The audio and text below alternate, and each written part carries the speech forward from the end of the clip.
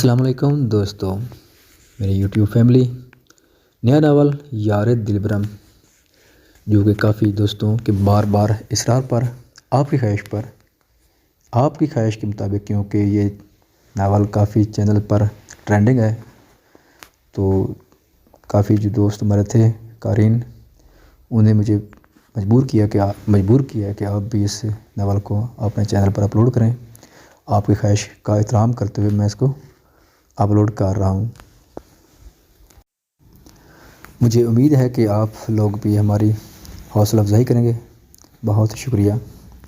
یار دلبرم از قلم راحیلہ خان، قسط نمبر 1۔ خانم بھی بس بھی کریں، اب کیا نہلانا ہے تیل میں؟ انفال جھنجھلا کر بولی، بس ایک تو تم لڑکیاں، بال دیکھو اپنے سوکھے پڑے، مجال ہے جو کبھی تیل لگوایا، اب تو مجال ہو نہیں گئی، لگوا تو لیا ہے پر آپ شاید اگلے پچھلے دنوں کا اکٹھا لگا رہی ہیں۔ چپ کر جاؤ لڑکی، زبان چلواؤ، بس یہ نہیں کہ کبھی خود پر بھی دھیان دیا۔ خانم بھی نے لگے ہاتھوں لیے، آپ نے کہاں دیکھی میری زبان؟ تو میرے منہ میں ہے، اوئے اوئے ہمارا زبان چلتا ہے اور ہم کو پتہ نہیں۔ خانم بھی انفال ڈرامائی انداز میں جھٹکے سے مڑ کر بولی، خوب سمجھتی ہوں تمہاری چالاکی، 19 سال کی ہو گئی ہو پر حرکتیں 5 سال والے بچوں جیسی ہیں۔ خانم نے اسی گردن واپس گھما کر مزید تیل لگایا۔ انفال منہ کے زاویے بنانے لگی، آپ سمجھا کسے رہی ہیں خانم؟ اس پر کوئی اثر نہیں ہونے والا۔ شائستہ بیگم بیٹی کی شکل دیکھ کر مسکراہٹ دبائے بولی، مورے آپ کو مجھ سے بڑی شکایت ہے نا؟ انفال نے ان کو مسکراہٹ دباتے دیکھ لیا تھا، ہم پر تو کبھی نہیں سدھرو گی۔ وہ انفال کا خوبصورت چہرہ دیکھ کر محبت سے بولی، میں تو انہیں شکایت میں مزید اضافہ کروں گی بھئی، اب فرسٹ گریڈ جو لینا ہے وہ اپنے مورے کو تب پا گئی۔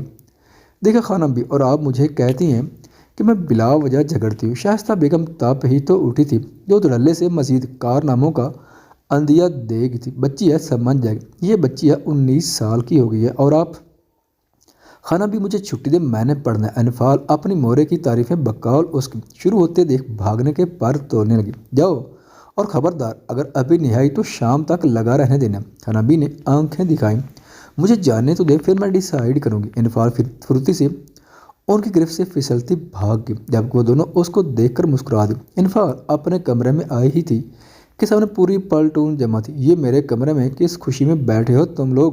انفال نے ان کو آنکھیں دکھائیں، یار ایک تو تمہارا کمرہ بڑا، دوسرا اتنا پیارا تو ہمارا دل کرتا بار بار آنے کو۔ بدر دانت نکالتے بولا، ہم ایک تو لوگ ہو اور ایک وہ میرا دشمن ماہد ارسلان خان، پتہ نہیں کیا تکلیف جمع کر کے مجھ سے بیر پال رہا ہے۔ تم چھوڑو اسے، یہاں آؤ، بڑے مزے کی گیم چل رہی ہے۔ زرین اس کی اتری صورت دیکھ کر بات بدلتے بولے، وہ لوگ کیرم بورڈ کھیل رہے تھے، سب نیچے قالین پر گاؤ تکیا لگائے لیز اور پاپ کارن کو ڈرنک سے بھرپور انصاف کرتے مزے سے گیم کھیل رہے تھے۔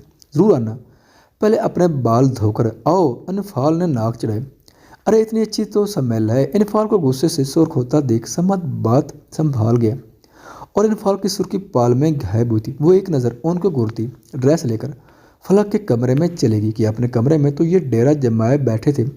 فلک اور شنے آپس میں بیٹھی لوڈو کھیل رہی تھی، سمت افنان، بدر اور زرین گیم کھیل رہے تھے۔ سنو، تم آگے نہیں پڑھو گی؟ انفال جو اپنی کتابیں لے کر بیٹھی ہی تھی کہ میسج ٹون بجی، آگے سے ماہد کا میسج جگمگا رہا تھا جو شاید اس نے زندگی میں پہلی بار کیا تھا۔ انفال اس کا میسج پڑھ کر کافی حیران ہوئی۔ کیوں؟ اس نے حیرانگی سے رپلائی کیا تھا، کیونکہ میں نہیں چاہتا کہ گھر کی عزت خراب کرتے پھرو، اور اگر مجھے پتہ چلا کہ تم گئی ہو تو تمہارا حشر بگاڑ دوں گا۔ غصے بھرے انداز میں دوسری جانب سے فوراً سے جواب آیا، یہ آپ کیا کہہ رہے ہیں ماہد بھائی، میں نے کیا کیا؟ انفال کا تو اس کا پہلی بار میسج کرنا، اوپر سے پڑھائی سے رکنا ہی پرسکون دماغ بنا اٹھا تھا، پر آگے سے اس نے جواب دینا ضروری نہیں سمجھا تھا۔ آپ ہوتے کون ہیں مجھے روکنے والے؟ میں جاؤں گی اور جو کرنا ہے کر لیں آپ، ٹھیک ہے؟ میں کہتی میرے دشمن، اب کیا میری سوچ پر سچ کی مور ثابت کرنی؟ کیا ماہد بھائی آپ نے؟ انفال کا چہرہ مارے غصے کے سرخ ہوا تھا، اس نے بھی غصے سے میسج کیا جو فضول میں روب جاڑ رہا تھا، دشمن تو تم میری ہو۔ اس کی تصدیق کر دی میں نے، اور میں بار بار بتانے کا روادار نہیں ہوں، اگر گئی تو میرے سخت عتاب کا نشانہ بنو گے۔ ماہد، اس کا یوں زبان چلانا سخت شعر لگتا تھا۔ اب اپنے کام سے کام رکھیں، آئی سمجھ؟ میں جاؤں گی اور جاؤں گی، ہمت ہے تو روک کر دکھاؤ ورنہ میں بڑے پاپا کو بتا دوں گی۔ انفال نے میسج کر کے فون چٹکا، آئے بڑے مجھے روکنے والے، میں ابھی بات کرتی ہوں بڑے پاپا سے۔ وہ بورڈ بڑھاتی کمرے سے باہر نکلی۔ السلام علیکم بڑے پاپا۔ وعلیکم السلام، کیسی ہے میری بیٹی؟ ارسلان خان خوشی سے انفال کو دیکھتے بولے، بڑے پاپا مجھے آپ سے بات کرنی۔ جی بولے بچے۔ وہ بڑے پاپا مہد بھائی نے کافی غصے سے بات کی ہے اور پڑھائی سے بھی روک دیا۔ انفال نے مصنوعی آنسو باتیں سچ بولا۔ کیوں بیٹا، اس نے کس وجہ سے منع کیا؟ پتہ نہیں بڑے پاپا، آپ کی بار اس نے ہچکی لی اور بڑے پاپا کا دل دکھ سے بھر گیا کہ اس کے لاڈلے بیٹے نے اس کی لاڈلی بھتیجی پر غصہ کر کے اسے رلا دی تھے۔ بس میرا بچہ، اس کی فکر آپ مت کرو، میں بات کر لوں گا اور مہد سے بات کرنے کی ضرورت نہیں۔ ارسلان خان نے اس کے سر پر تھپکی دی، جبکہ انفال کام ہوتے دیکھ دکھی سا چہرہ بنائے دل میں بھنگڑے ڈالتی انفال خوشی سے اپنے کمرے میں آ گئی تھی کہ اب مہد ارسلان خان صاحب کی خیر نہیں۔ دلاور خان کے 3 بیٹے تھے اور ایک بیٹی تھی، ارسلان خان، منان خان، تبریز خان۔ ارسلان خان کی شادی فاطمہ بیگم سے ہوئی تھی۔ ان کے 2 بیٹے اور 2 بیٹیاں تھیں۔ بڑا بیٹا مہد ارسلان، چھوٹا بیٹا ارسلان اور روشانہ خان اور فلک تھی۔ منان خان کے 2 بیٹے اور ایک بیٹی تھی، سمد خان، افنان خان اور ایک بیٹی زرین تھی۔ تبریز خان کی ایک ہی بیٹی تھی، انفال تبریز خان، جو سب سے چھوٹی تھی۔ ان سب کی عمریں تقریباً ایک جتنی ہی تھی، پر مہد ارسلان ان سب سے 5 سال بڑا تھا اور انفال سے 7 سال بڑا تھا۔ انفال گھر کی سب سے چھوٹی اور لاڈلی بیٹی تھی، پر کچھ وجوہات کی بنا پر مہد اس سے کھار کھاتا تھا۔ دونوں کی بچپن سے ہی لڑائی چلی آ رہی تھی۔ وہ سب خان حویلی میں ہی رہتے تھے، جبکہ دلاور خان کی بیٹی سعدی کی شادی اس کے اپنے ہی خاندان میں چچا زاد کزن سے ہوئی تھی۔ اس کے 2 بچے تھے، شاداب اور رومانہ۔ دلاور اور تبریز خان کی کار ایکسیڈنٹ میں موت ہو گئی تھی، جس کی وجہ سے کہیں نہ کہیں انفال تھی، اور ایسا صرف مہد ارسلان کو ہی لگتا تھا۔ تب سے وہ انفال سے کھینچا کھینچا سا رہتا تھا۔ وہ سب یونیورسٹی آئے تھے، سب اپنے اپنے ڈپارٹمنٹ میں چلے گئے۔ انفال کا فرسٹ لیکچر فری تھا تو وہ گراؤنڈ میں بیٹھ کر کتاب کھول کر پڑھنے لگی۔ وہ BSc سیکنڈ ایئر کی اسٹوڈنٹ تھی، جبکہ باقی سب فائنل ایئر کے تھے۔ ہیلو، تبھی جانی پہچانی آواز ہے، وعلیکم السلام، انفال کہہ کر واپس ہی کتابوں پر جھک گئی۔ سوری، وہ شرمندہ ہوتا اس سے فاصلے پر بیٹھ گئی۔ آپ ہر وقت پڑھتی رہتی ہو۔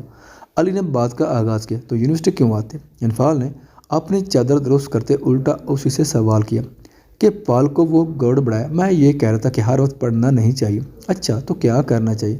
اب کی بار پھر سوال ہے۔ باتیں کرنی چاہیے۔ اچھا تو بتاؤ، آج کا ٹیسٹ تیار ہے؟ نہیں، کیونکہ تم نے کہاں دے رہے ہو؟ سوری، پڑھ لو تم۔ جبکہ انفال سر ہلا کر پھر سے جھک گئی۔ دور کھڑی رومانہ نے دونوں کی ایک پکچر لے کر کسی کو سینڈ کر چکی تھی، جس میں علی اس کی جانب جھکا کچھ کہہ رہا تھا۔ وہ شاطرانہ مسکرائی اور وہاں سے چلی گئی۔ جبھی وہاں نمرہ چلی ہے۔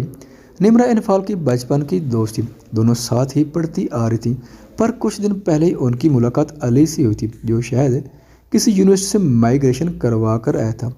تینوں ایک ہی کلاس میں تھے۔ علی بہت اچھا اور خوش اخلاق لڑکا تھا کہ جلدی ان دونوں سے گھل مل گیا، جبکہ انفال اسے ہر وقت ڈانٹ پلاتی رہتی تھی، کیونکہ وہ لڑکا تھا جو ان سے دوستی کا متمنی تھا۔ اس سے پہلے انفال کتنوں کا چہرہ سجا چکی تھی، پر علی کی شرارت بھری باتیں اور مسکراہٹیں اسے ایسا کرنے سے روکتی۔ جانے کون سی کشش تھی اس میں کہ وہ اسے اپنے خاندان کا ہی کوئی فرد لگتا تھا۔ کیسا ہے میرا بیٹا؟ ٹھیک ہوں خانم بھی، کل آ رہا ہوں میں۔ چھوڑتے مہد نے آنے کا بتایا۔ کیا واقعی میرا بیٹا؟ شکر ہے تجھے اپنی بوڑھی دادی کا خیال تو آیا۔ جی خانم بھی، اس لیے ہی تو آ رہا ہوں۔ مہد نے مسکراہٹ دبائی۔ ٹھیک ہے بیٹا، خیریت سے آؤ، میں ذرا سب کو بتا دوں۔ نہیں نہیں، کسی کو مت بتائیں، سرپرائز ہے۔ مہد نے انفال کا سوچ کر دانت کچکچا۔ پر مہد بیٹا، نو خانم بی پلیز یار۔ ٹھیک ہے بیٹا، جیسے تیری خوشی۔ خانم بی سے مزید چند باتوں کے بعد وہ فون رکھ چکا تھا۔